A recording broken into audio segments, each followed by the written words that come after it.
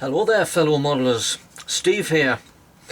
Now this video is entries for me D-Day, Trainer and North Africa group build, and also an update on me Phantom for my group build, which I'm still doing, I haven't finished yet, but according to me notes there's two other lads that haven't finished theirs.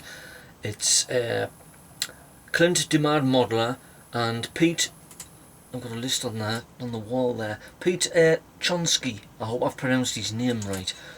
Now I've never heard anything from them. They're doing an SBD Dauntless and an F4DY Skyria respectively, but everybody else has finished theirs, so I'm doing mine. Now I've got two coats of paint on it, the top and the bottom. It's just down to bits and bobs, but I'll show you it anyway. And I've done with I think my tank is nearly finished. I've just got the tracks to do. Now I've got some, I haven't got any shout outs. I'll show you the the Sherman tank first. I'll just take it off the stand there. And we'll go down now. So he's been a cameraman, this. Right. Now there's the Sherman tank, the Sherman crab tank. Now that is all painted. I've just got to paint the gun. And there's the chain contraption at the front, and that's all painted. It's I think it's an olive green. It's Humbrol 98, I can't remember what colour it is. And there's the gun over there. Now I've got an idea. Well, I got an idea of I was watching one of Cohen C's videos last night. Alright there, Mike. He's doing a tools one. A couple of his mates wanted to know what tools to buy, and he went through them all there, the files, the plastic clippers, hobby knives, whatnot, and I got an idea of him. What he did was, he's got one of them helping hands. Now I've got one of them. Now what he did was, it's handy for painting tank tracks, and I thought that's a bloody good idea, that, because I'm going to paint me tank tracks. They've got to be a metal rust colour, and I was thinking about how I'm going to paint these. Am I going to hang them from something, put them on a sprue with a bit of blue tack? And he's come out with this, and I've got to thank him for it. It's a brilliant idea. I've got them on here now.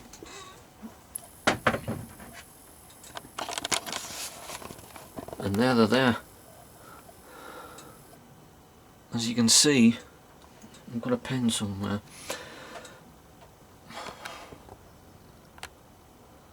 There they're there. That is an absolutely brilliant idea. But it's like Frankie was on about last night. You're learning all the time with this. That, I've got to take my hat off to Mike. That is a brilliant idea, that. I would never have thought of that in a million years. He's got one of them with the magnifying glass on. Now I had one of them on. Mine had a magnifying glass on, but I bought a magnifying glass which I use for close-up modelling, one of them, and it's basically a tool for soldering. Now it did have them on, so I took the magnifying glass on, put that on, so I've got a helping hands with 4 prongs. That's, I could say that's a good idea of mine. But them tyre tracks, brilliant. I can't say thanks enough for that. That's a fantastic idea. And there's also another idea I got when I show you me Phantom. I put that down there. Now that's the diorama. Well, that's downstairs at the moment. I've got that. I've got a bit of a wood surround. I can't show you it really because it's not up here, but it's looking good. Now there's some of the dragon's teeth that make up the tank traps. There they are there. And they'll have a line of them before the tank crosses it. And I'm going to put a raised hill sort of thing. It's on a beach effect, a raised hill with a minefield after the tank traps. But it's in early days yet, but I've still got quite a bit of time to finish it. And here's the 2 pillboxes which I'm putting on the hill. Well, there they are. I haven't got any armour for that, but I've got some machine guns somewhere. I'll sort it out. They'll go on the top of the hill.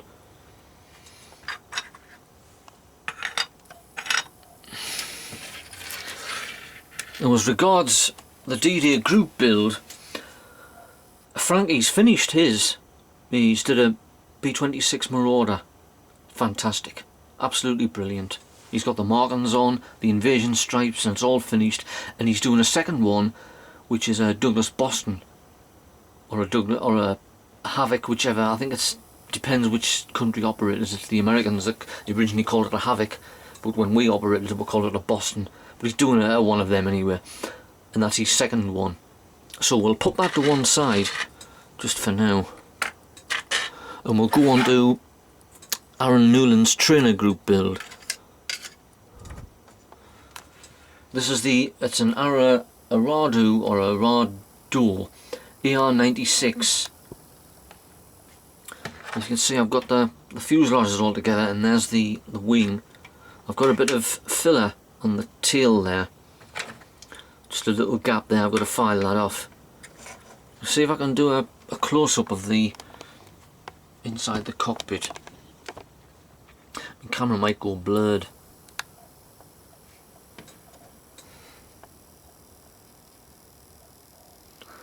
I don't think you can see that the seat belts I've put in, which is just some Tamiya tape. You can't really see much because it's a dark colour. If I painted it white, you'd probably see it. But I'm coming along with that, and there's a few people have got that. Well, quite a lot of people have got that. Now Mark Speedy 197. He's had a bit of bother with his NAT. Now there's a few people are doing a NAT. Lenny's doing one. If he doesn't have his chipmunk sorted out, he's doing a chipmunk and a Buckeye, and the Buckeye is fantastic. So we'll put that to one side, and I'll probably get the wing glued on tonight anyway. What else? Nigel's North Africa group build, the Rommel's half track. There's a hell of a lot of small pieces in this. All that I've done so far is the inside.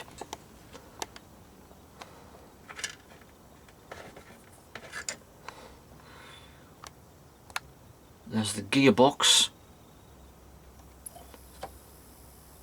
various levers. Now there's one that goes in the middle there, but I had it in some tweezers, and it was just what Mike was on about last night, about if you press the tweezers too hard it goes ping and disappears somewhere, and that's exactly what that did. And can't find it. If not, I'll have to make something that resembles it. But I'll have a look on the floor and see if I can find it. But I've actually gripped the pliers too tight, and he did say that. He says you only got a little bit of finger pressure. If you put some pressure on, it'll be away, which it was. And that's a seat. I think the ammunition boxes, and there will be a radio sort of contraption thing. But this is most I've got done with it. And there's just some other bits and bobs in here, which are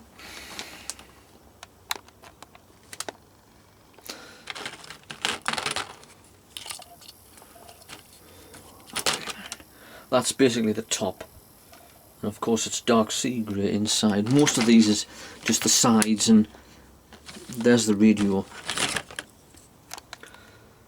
That's what goes there.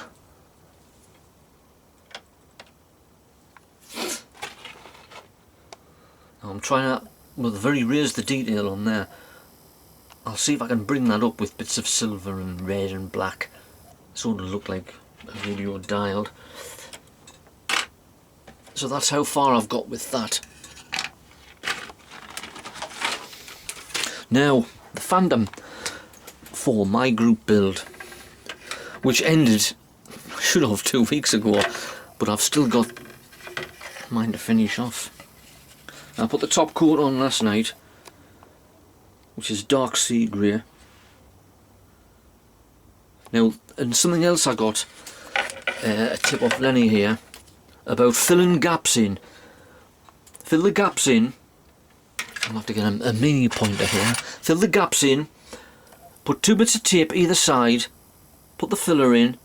Keep it on until you've sanded it down, and it should come away without no overspill. And I've did it, and that's fantastic.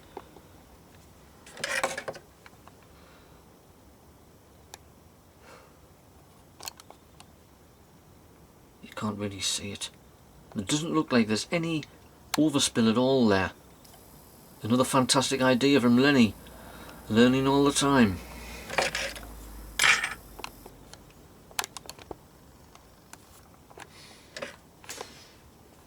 But obviously it's dark sea grey, and it's the white underneath, which I used the well, it's white undercoat, but I've just used it as the white itself. Now you can tell, you see the panel lines, they're not made to stand out, but you can see them. That's one thing about these Matchbox kits. Fantastic panel lines. And there's the inside with the seats. I haven't done the grab handles for the ejector seats.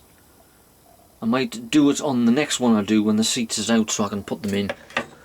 But apart from that, that's okay. I've got all that sorted out. Now I can put my camera back now.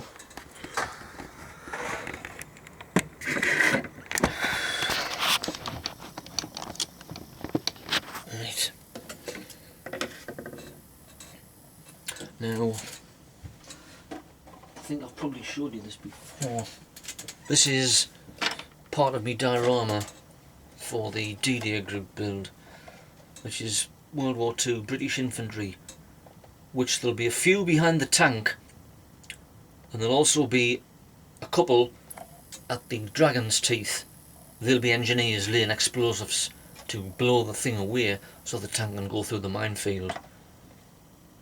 But these are very tiny, these, as you can see by them. I'll have to look up to find out what the colours are for the battle dress so I can get them right. But they're very small, these, so I'll have to have the magnifying glass on with that.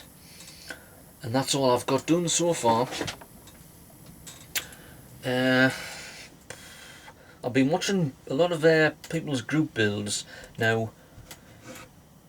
D-Day group build, there's a hell of a lot of people doing that.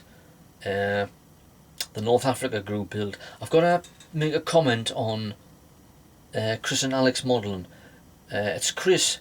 He's doing the P40 that was found in the desert. I think it was a couple of years ago. The P40 that was found in the desert, and it was just fantastic because of the desert heat. It was in remarkably good condition. Even the seats were still there, and that was after 50, 60 odd years. Fantastic, he's doing that. I can't remember what his son's doing, Alex. I'll have to have a look. Oh, I think he's doing a Mustang for the D-Day group build. So I've got 4 on the go, but I should finish the tank over the weekend with the tank tracks.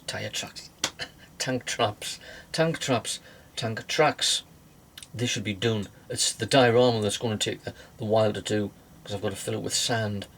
But I'll bring it up on my next video, and hopefully it'll have a bit done to it. But it's the first time I've ever did anything like that. So if it looks crap, please say it does. And but it's alright for a first attempt. But it should be good. I'm looking forward to seeing it. And then after that, there's Speedy 197's 70s group build. Now I don't know whether I'll be joining that. I might have a kit, or I might try and finish off some of these. I'll have to see. But the next one will be Cohen C's cheesy 80s theme, which I'm doing a Cutter's Goose. a goose from Tales of the Golden Monkey. I'm looking forward to that because that's one of my favourite programmes from the 80s.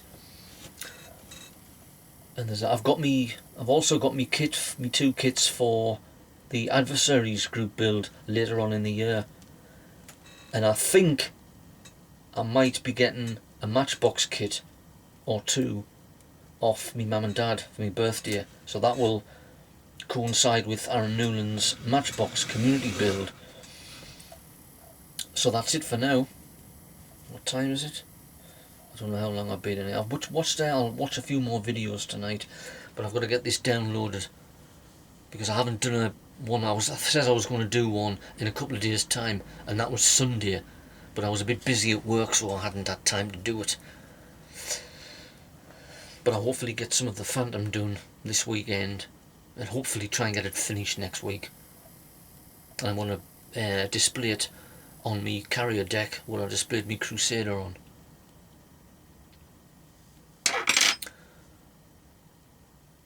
And we actually got our first bit of snow on, when was it, Monday or Tuesday?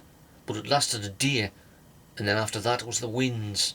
It was like a hurricane around here. I could hear it whistling around the roof. Anyway, so keep modelling, all you guys out there, and I'm glad that Waterloo 747 or 79 John got his pin. And I took a canny bit, I don't know where it was, stored away in a postal depot somewhere, but I'm glad you got it, and I'm glad you liked it. And you've got a hell of a lot of pins. You'd have to, it'll be a canny weight on your head, all them pins, but I'm glad you liked it anyway. So, I'll see you on the next video, and keep modelling, and subscribe to my channel if you want. I'll have to go through the list and see if I can subscribe to a few more people. I've got a canny bit now, I'm not sure whether I'm up to the 100 mark yet. But keep modelling, and I'll see you in the next video. See you later, ta-ra.